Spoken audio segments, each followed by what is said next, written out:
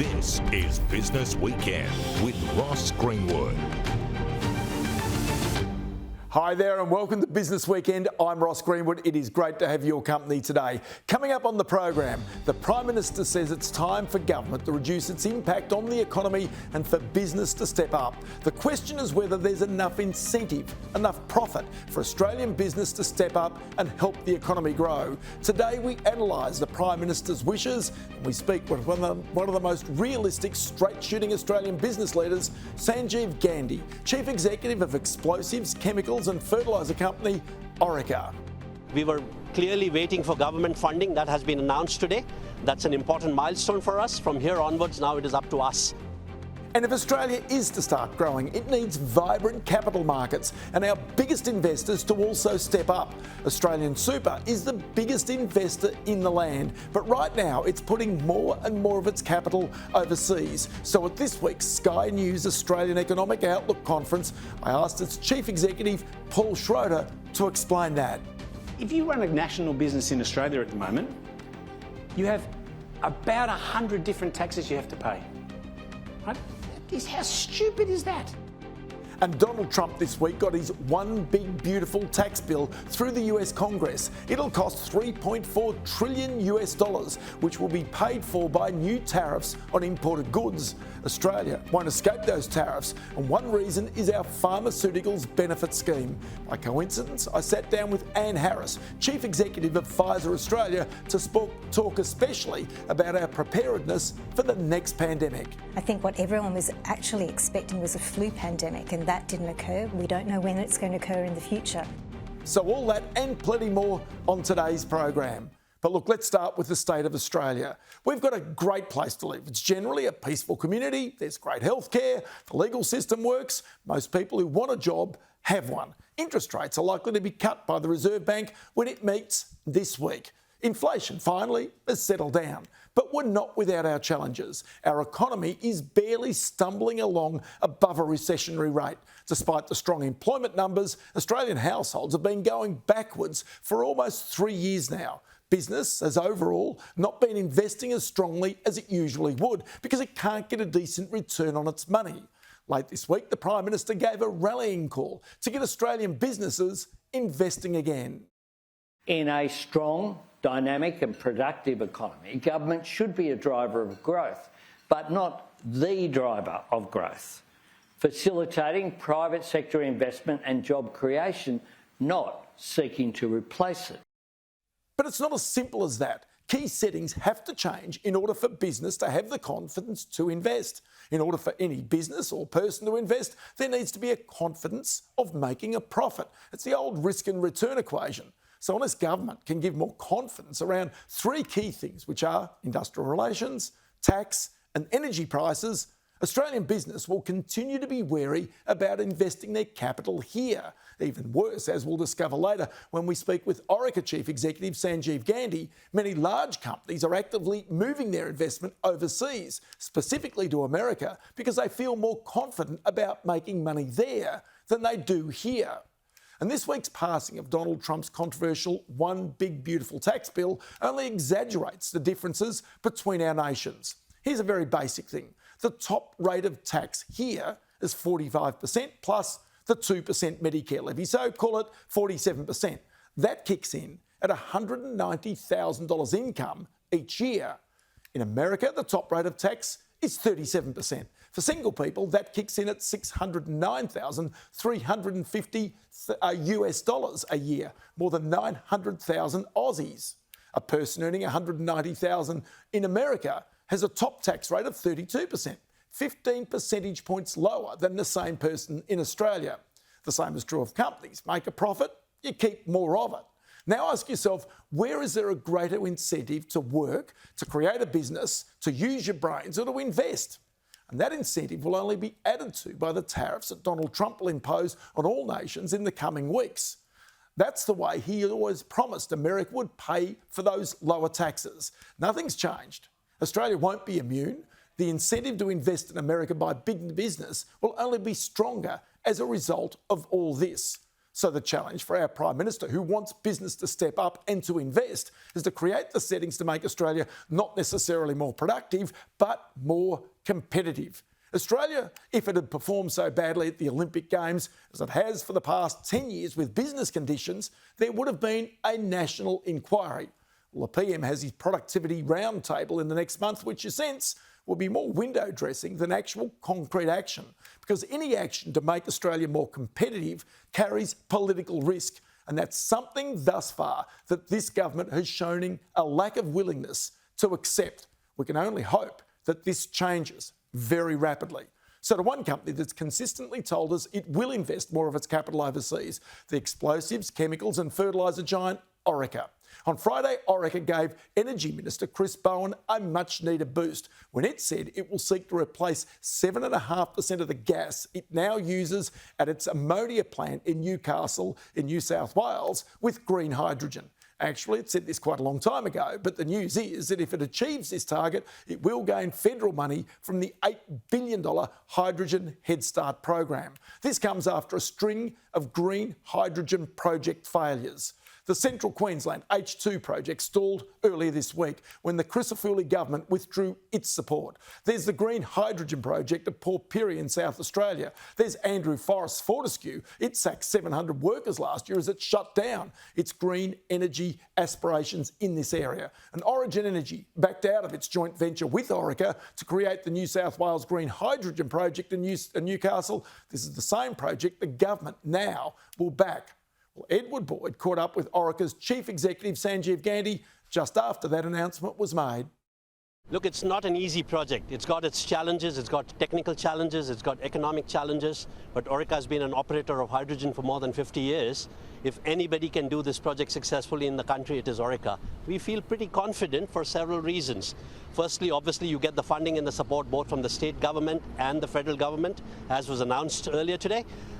The other big advantage we have is that the manufacturing site you see behind me is the customer, is the consumer for hydrogen. So we do not need to look for a market for the product. So the market is ready for us. Thirdly, and very importantly, it helps us on our decarbonisation journey. So the site behind me, Kooragang Island, which has been operating for more than 50 years, we have eliminated more than 1 million tonnes of carbon dioxide. And this is the next phase. And we will take another 7 to 8% of carbon dioxide emissions out with the hydrolyzer we are building for green hydrogen. So it makes a lot of sense for Orica.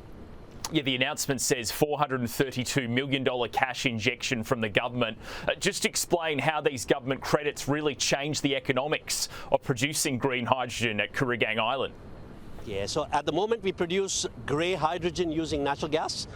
And once we start commissioning the hydrolyzer and make the green hydrogen based out of water, the cost delta is something that the government will support us over a period of 10 years in a declining scale. So as we scale the business up, as we become more confident in the technology, in the operations of the unit, the support that we get in terms of managing the cost difference will go down over a period of time.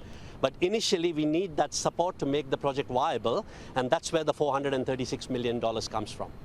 You mentioned grey hydrogen a second ago. From a chemistry perspective, what is the most efficient way to make industrial quantities of hydrogen?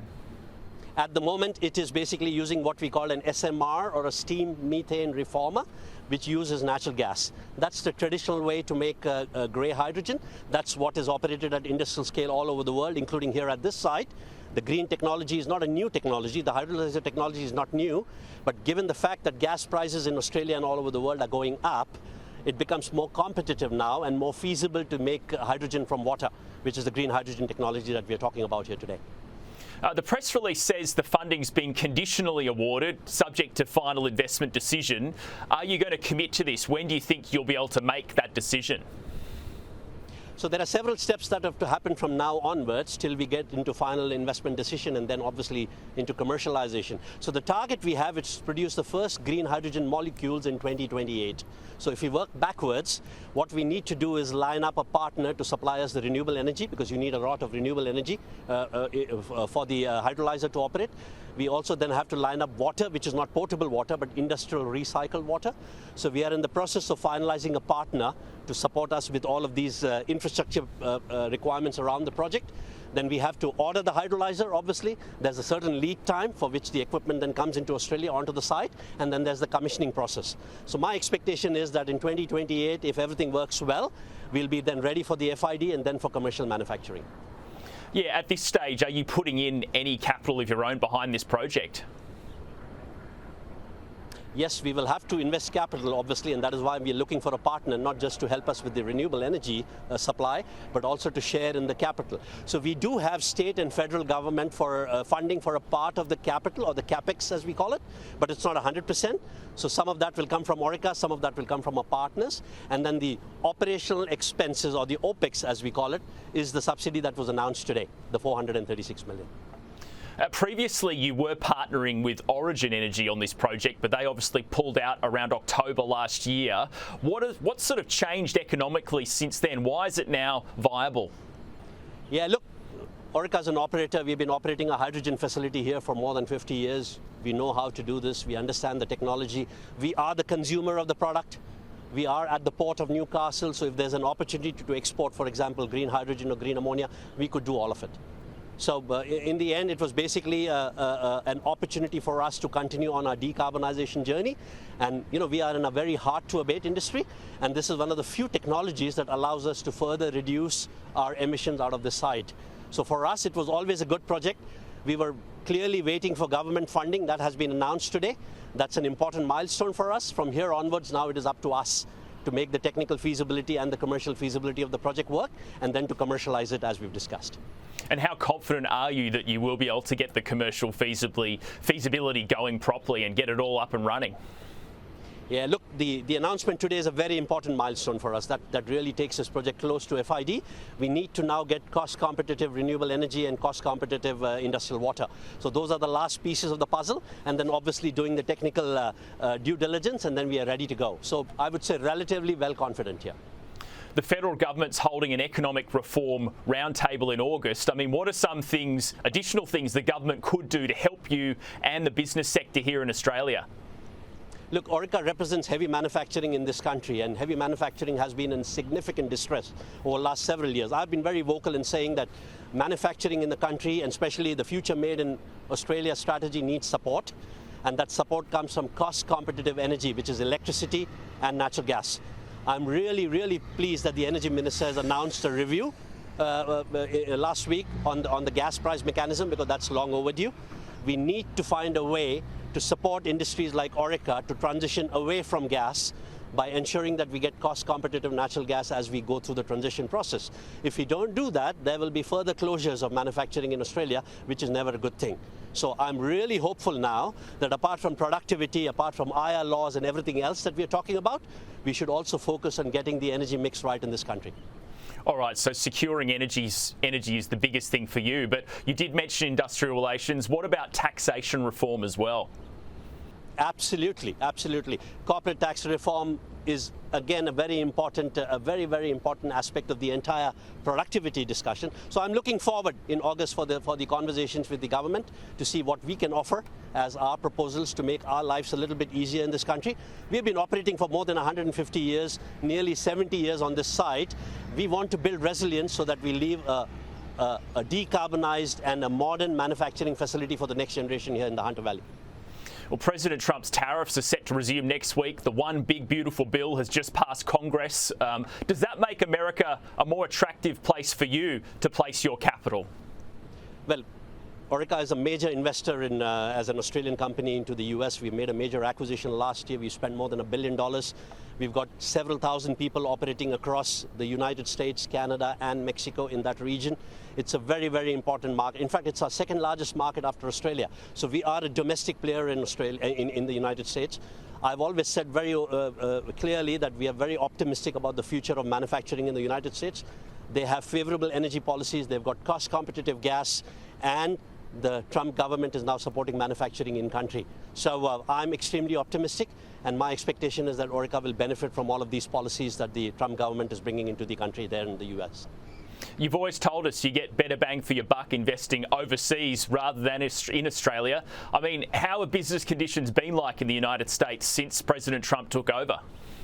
Look, there has been volatility, there's been supply chain disruptions because of the tariffs and the lack of certainty.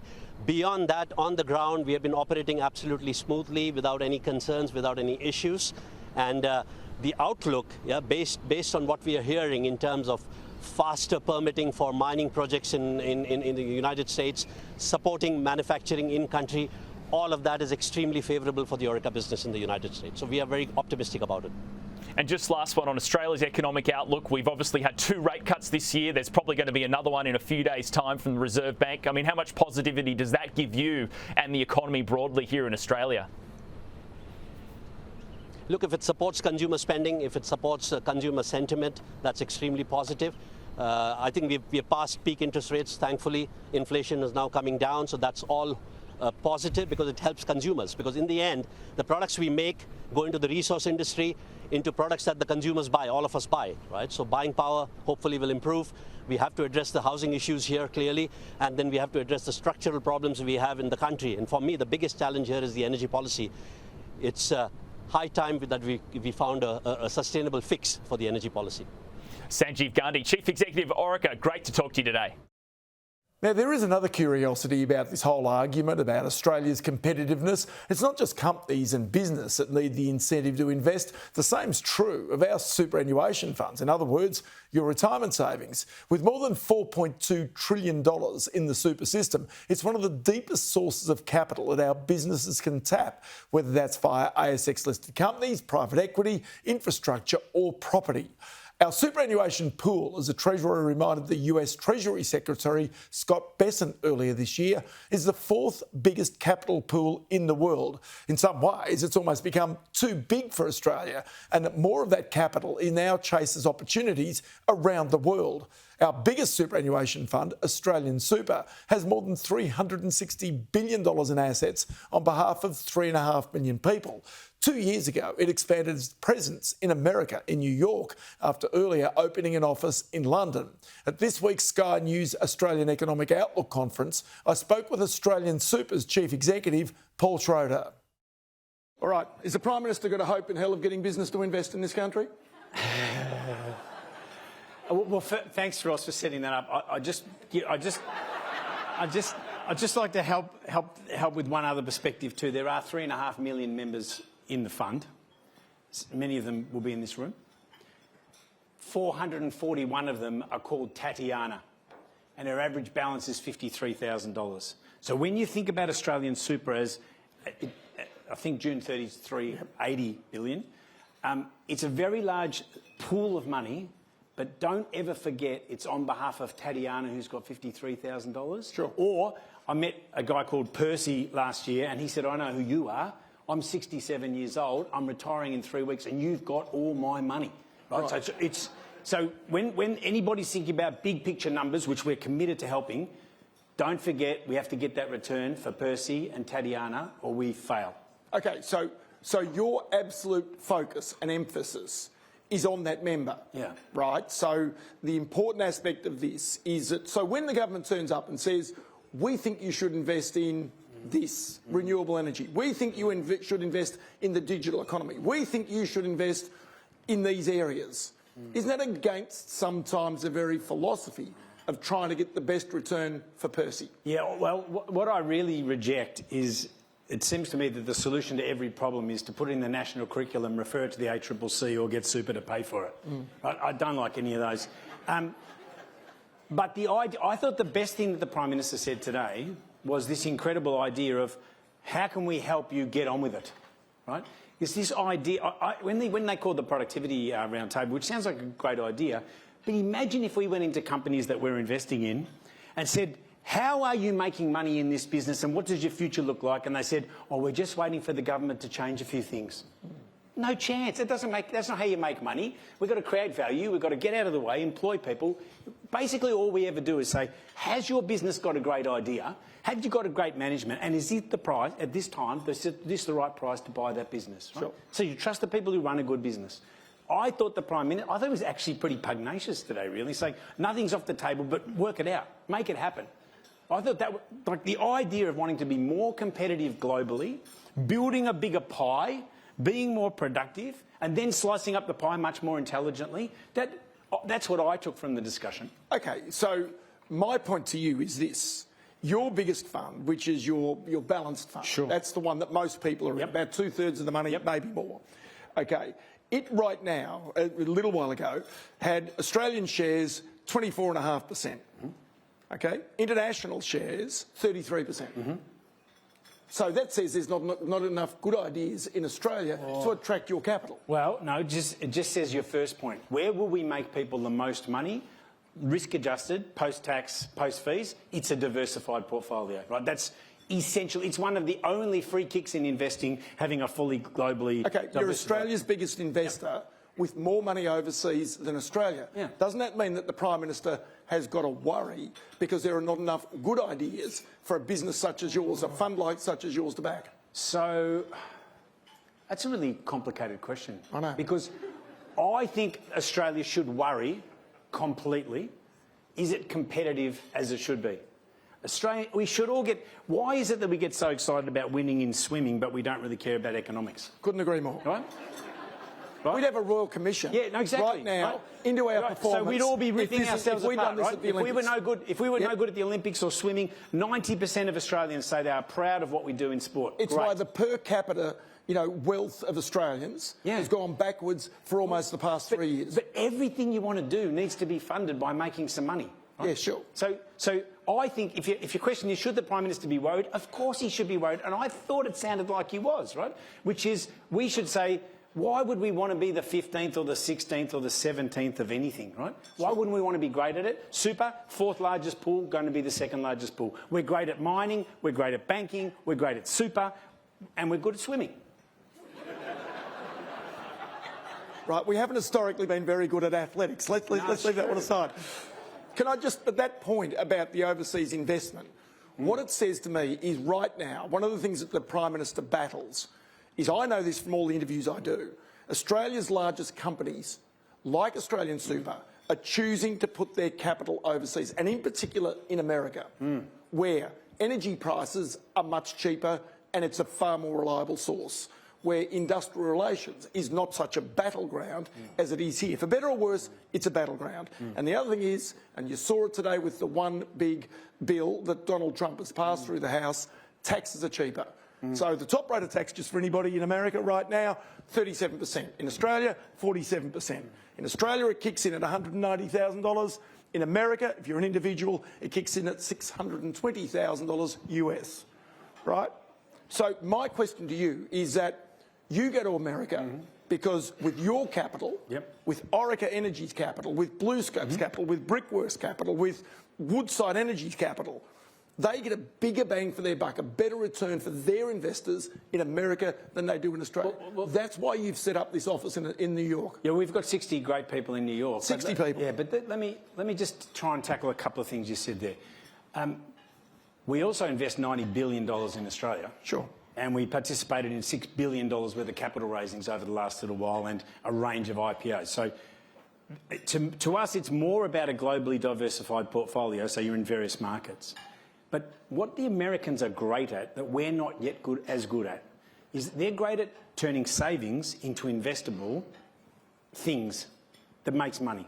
That's what they're great at. So just to put that, I found this number just staggering, but then I'm quite a nerdy type of person, right?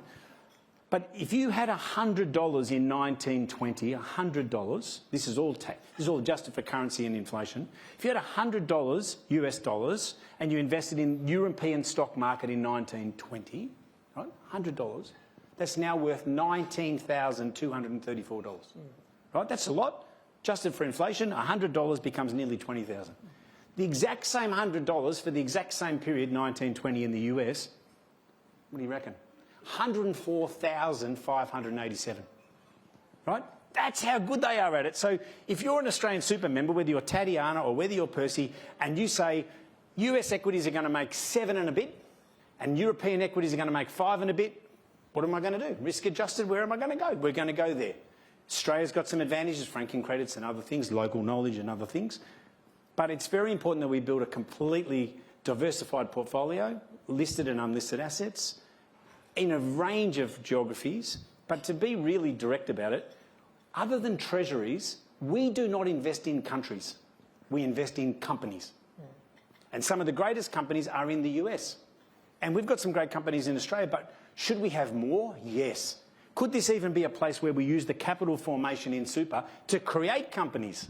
But we'd have to be competitive to do that. Of course, you've got to be competitive. That's like a hygiene, simple factor, right?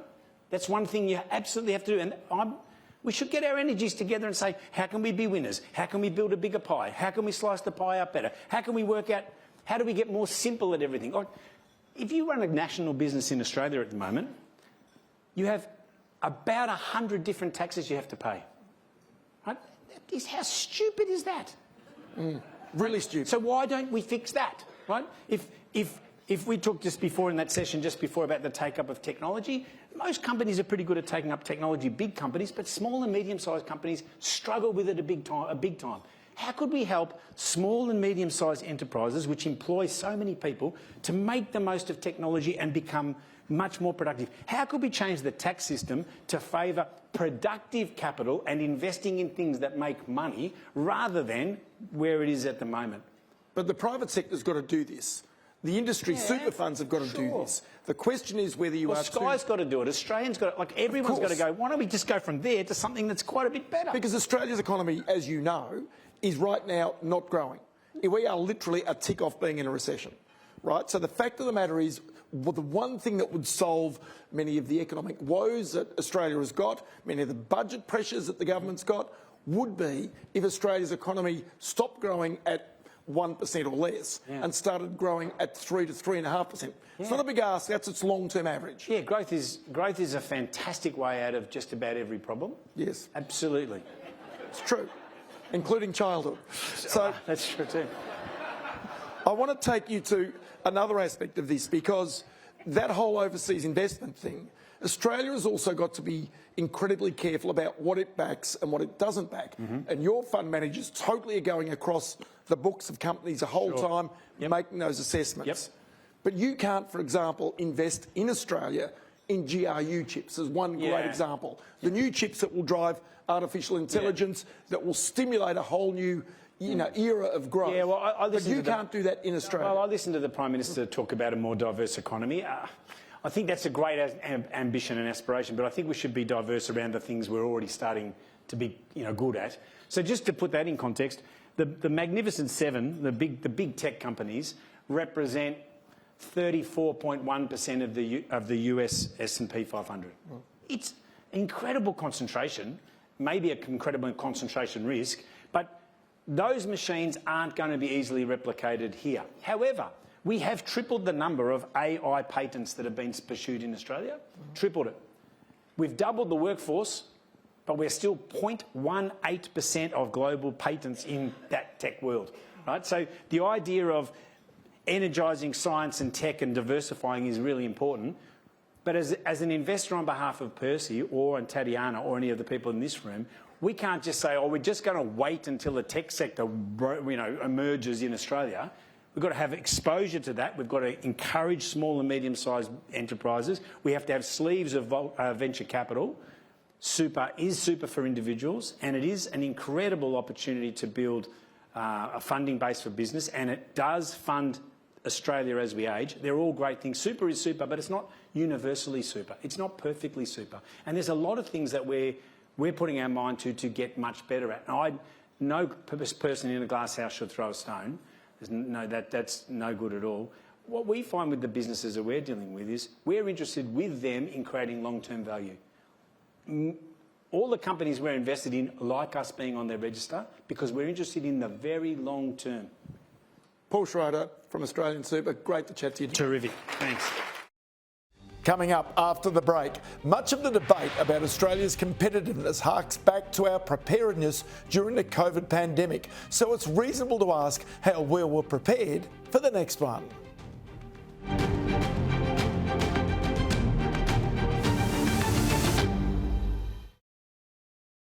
Thanks for being with us here on Business Weekend. As Donald Trump is set to send letters to friends and foes alike to tell them how much they will pay in tariffs, Australia certainly will get one. The question that is yet to be determined is how certain policies, including our so-called Google tax and the pharmaceuticals benefit scheme, will affect the final tariffs that we pay.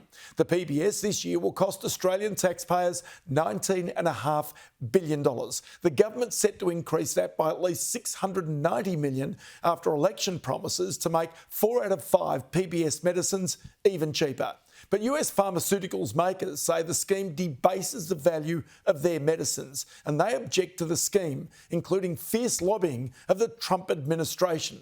But the Albanese government has been firm that the PBS will remain. The medicines and access to the latest drugs and treatments is also vital, as was highlighted during COVID when Australia raced to access vaccines as quickly as possible. And a big question now is how well we're prepared for the next pandemic. So with that in mind, I caught up with Anne Harris, Chief Executive of Pfizer in Australia, a little while ago.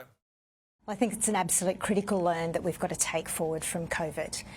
We know that at the time, perhaps our systems and our processes weren't really set up for us to be able to respond as quickly as possible. I think there's been, fortunately, since the pandemic, there has been an inquiry to really understand what could we do. We understand that the government is setting up its own CDC. That is yet to happen, but we know that they will be an important part in really coordinating what preparedness for Australia really looks like. Okay, so you've always advocated that Australia's got to get ahead of the curve. Where do you sense we are on that curve right now? Yes, we've got inquiries, yes, but the reality is that the pandemic is not that far distant that we don't start to think about the future and what comes. And I think we also know that it's unfortunately probably not going to be the only pandemic. We know that these come, unfortunately, in cycles. I think what everyone was actually expecting was a flu pandemic, and that didn't occur. We don't know when it's going to occur in the future. So you're right, we have to have the pillars in place. And I think some of those pillars is really ensuring that we have rapid access to critical medicines that are required during that time, to have access to medicines that treat the viral infection, the bacterial infection, and then vaccines as a really important preventative pillar as we move forward. And how important is local manufacturing that can pivot to whatever that pandemic might throw at us in the future? Because the certainty is it's almost not going to be another sort of type of coronavirus, a COVID.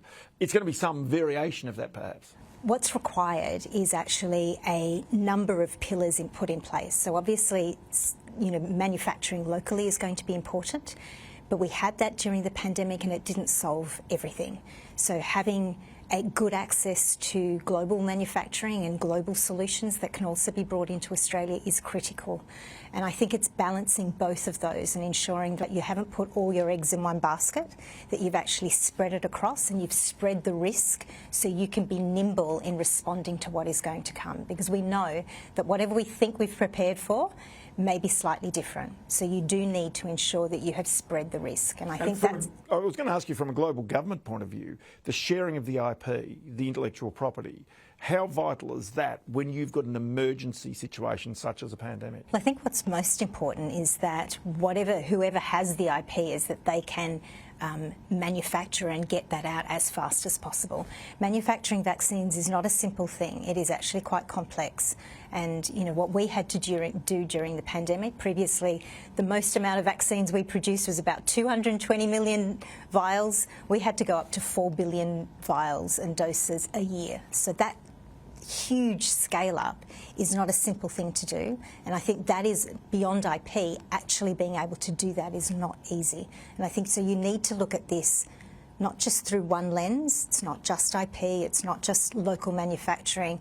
You need to have multiple options in your place, and I think having partnerships and relationships with global manufacturers such as ours, which have broad history, really allows for to ensure that you've got backup, you've got reserves. So just having a look at the immunisation coalition of which Pfizer is a part, just looking, say, for example, in June this year, the reality is that there's about, 35,000 cases or so of COVID, right, during that period of time. You go back to, say, the height of the pandemic, 2022, and there was not far short of 1 million cases in that month. Now, you know, you see not only a decline in the number of COVID cases, largely because of vaccination or whatever.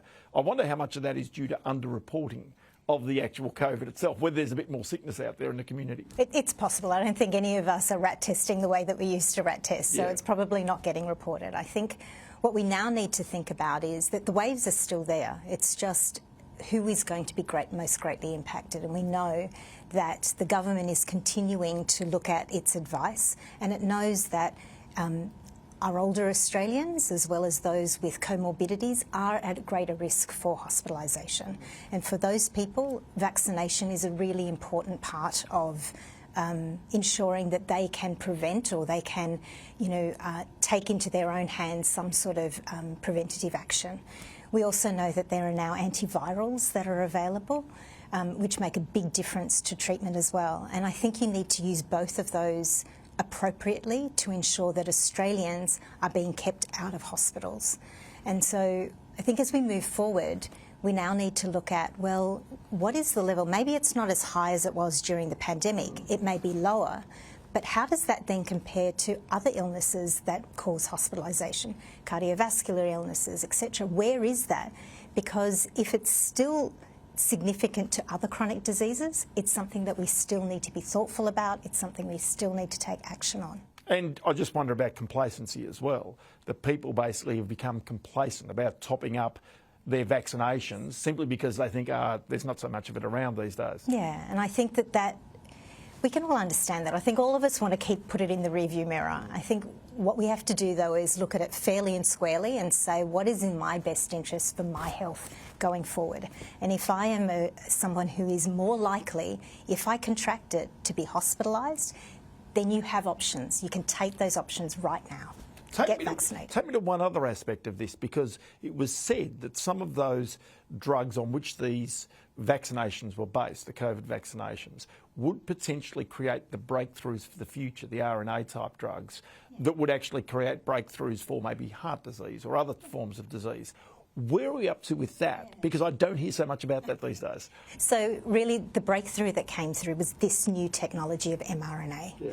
So the advantage of mRNA is that it can be quickly, the message can be quickly put in and it can be quickly produced, which is quite different to other vaccine technologies. So that is a gift that at least the tragedy of the pandemic has paid forward for generations.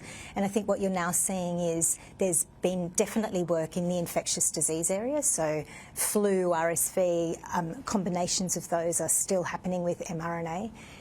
Where mRNA was first investigated was in other parts of other diseases. So cancer was one of these particular areas where you thought, well, could you actually have a vaccine that could help you in that space? That work is continuing.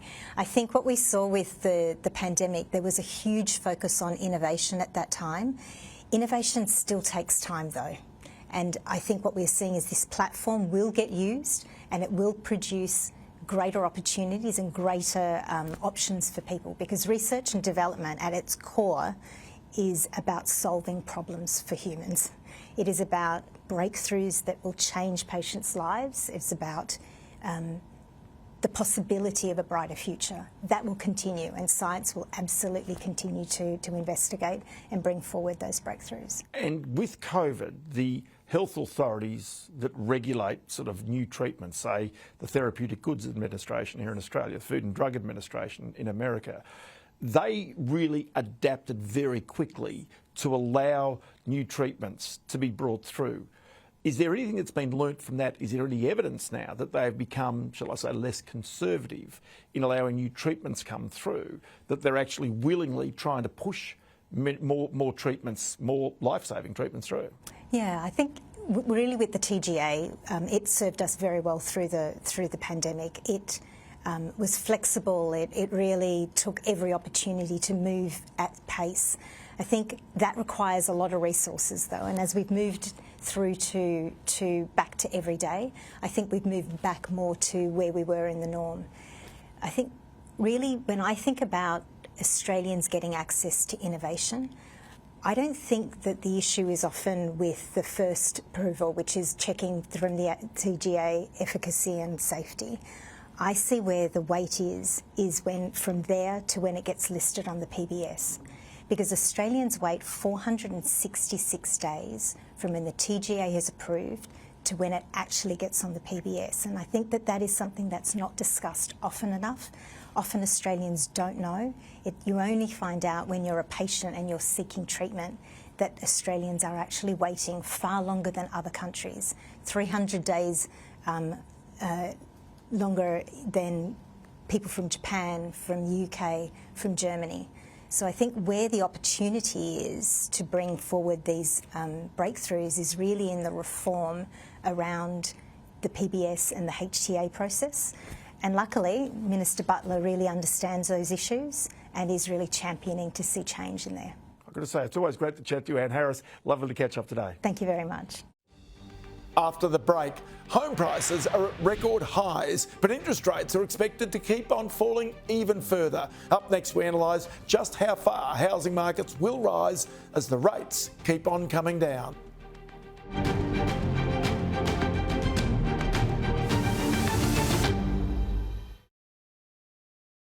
It's good to have your company here on Business Weekend. Money markets are now penciling in a rate cut from the Reserve Bank this Tuesday coming. The markets also suggest there'll be another rate cut in September and again likely in December. Yet home prices in June again hit record highs across most parts of the country, raising a question of whether investors are getting in ahead of the rate cuts or whether there are more price rises ahead. Ed Boyd spoke with REA Group economist Anne Flaherty late this week. Yeah, well, house price growth seems to be kicking off again. We really saw a slowdown over the back half of last year, and that now seems to have turned around. We're 2 interest rates down, and we're very likely to see another rate cut this week. What that means is that that's going to put more fuel under house price growth. We know that demand is still very strong. We're seeing very robust search figures on realestate.com. And if we look at the total number of homes coming up for sale, we are down slightly from where we are a year ago, which means that we're probably going to see a situation where demand for homes is above the level of supply that we're seeing. Yeah, the median price across Australia for a home's now $821,000. But just talk us through which cities grew the fastest over the past 12 months. Well, Adelaide ranks in number 1. It had been Perth for quite a while, but Adelaide has overtaken and now over the last couple of months has consistently recorded some of the strongest growth. Following Adelaide, we're seeing very robust figures also in Hobart, which was very strong over the month. Brisbane, again, if we look year on year, has seen very strong figures. At the other end of the spectrum, the weaker performing markets have really been Melbourne and Canberra, but that's year on year. If we look at what's happening more recently, we're starting to see a comeback in these underperforming capital cities. So if we compare where we're sitting at the moment compared to where we were a year ago, property prices were very divergent across the country. Now what we're starting to see is those cities that had been really, really strong are now starting to see relatively slower growth rates. And those cities that hadn't seen much growth at all, such as Melbourne, Hobart, Canberra, are now starting to see their growth rates pick up again. Yeah, money markets are pricing in an interest rate cut next week, which would bring the cash rate down to 3.6%. I mean, how much more of a boost or a jolt is this going to give the property market and potential buyers? Look, I think another rate cut will be very significant. And one of the reasons for that is that 3 interest rate cuts in the span of 6 months is likely to be a big boost to confidence. If we look at the first rate cut back in February, the week that followed that was we saw more people searching to buy homes on realestate.com.au than we'd seen in over 3 years. So the actual impact of an interest rate cut, it's not just about what it does to the cost of borrowing, but it's also a strong signal to people that we are firmly in a downward moving interest rate cycle, which helps to alleviate any concerns that there might be sudden increases or unexpected rises to interest rates.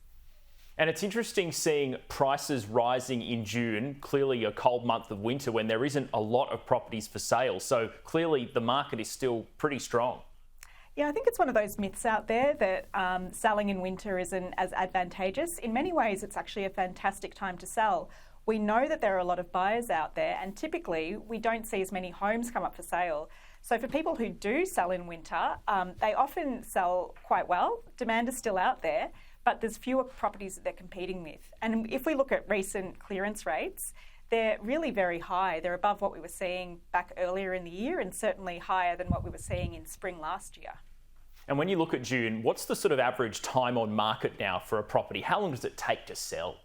Look, it does vary pretty considerably by market. And what's quite surprising is that sometimes it's more a norm. So in certain markets such as Melbourne and Sydney and Canberra, auctions are a very popular way to sell. But in other markets, auctions are really not particularly common. And so a lot of it has to do with the kinds of sales methods that are more popular in different areas. Having said that, in some of the highest demand suburbs, we're seeing median time on market as low as under 2 weeks. 12 months ago, there were certain suburbs in Perth where properties were selling in 1 week. We're not seeing that anymore. But in general, what we're typically seeing is the 3 to 4 week mark. And are we starting to see more investors coming back into the property market again? Yeah, investor activity has been increasing for some time. If we look at the total number of loans going out to investors at the moment, we're up about 20% nationally. And I think that with interest rates coming down, with the fundamentals and the outlook for price growth very strong, I would expect to see more investor activity. I think from an investor's perspective, there's a lot of opportunity in the market right now. Expectations are that prices will rise. And we do know that early next year, we're going to have some very significant expansions to first home buyer guarantee schemes. So we're likely looking at a wave of increased demand early next year. So from an investor's perspective, it might make a lot of sense to try and get into the market sooner than later. Yeah, it certainly feels like there could be a fear of missing out at the moment. And just from an investor perspective, when they look at the rental market, how are rents tracking? Because clearly they're buying properties to lease them out. Well, that's right. And if we look at vacancy rates around the country, they're still sitting at below 2% in most markets. Now, with the increase in investor activity that we've seen over the past 12 months, we have seen vacancy rates actually tick up slightly in most markets. Having said that, they're still below what we would consider an equilibrium rental vacancy rate, where landlords are still in a relatively stronger position than renters in most markets, which means that rent growth is continuing. There's still a lot of steep competition for the rental properties that do come out. But if you think about it from the investor's perspective, not only are the prospects for capital growth good, but rent growth is very likely on the cards as well. It has slowed down from those peak levels, but it still remains quite strong in a lot of markets. And again, that actual overall risk of a property sitting vacant for a long time is very, very low. Anne Flaherty, thanks for coming on the show. Thank you. So that's it for the program this Sunday. Up next, all the latest news right here on Sky News. Business Weekend returns next Sunday, but don't forget you can keep up to date with the latest business news with our daily program Business Now, 4:30 p.m. Eastern Time, and via our website skynews.com.au. Thanks for your company today. I'm Ross Greenwood. We'll see you next week.